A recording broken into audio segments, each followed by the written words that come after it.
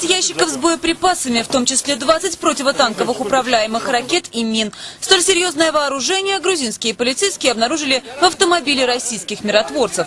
Мин и ракет у голубых касок быть не должно. Руководствуясь этим аргументом, 4 миротворцев задержали. Причем столкновение выдалось довольно жестким. Груз конфискован, а задержанных после многочасового допроса освободили.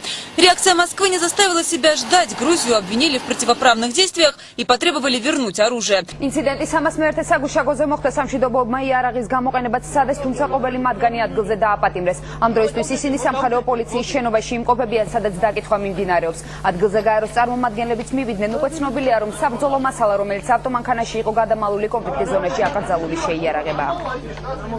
Товарищ старший лейтенант, объясните, какой груз вы везли? Было ли это согласовано с грузинской стороной? Какой груз везли? Что за груз?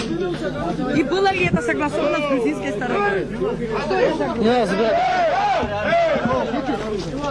Покажи своим людям, что ты...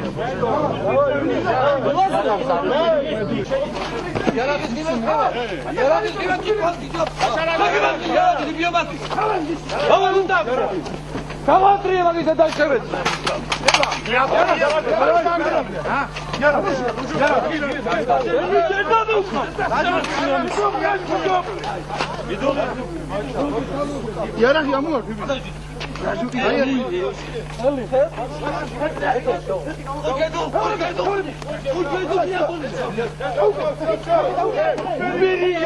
Ради наручник, наручник.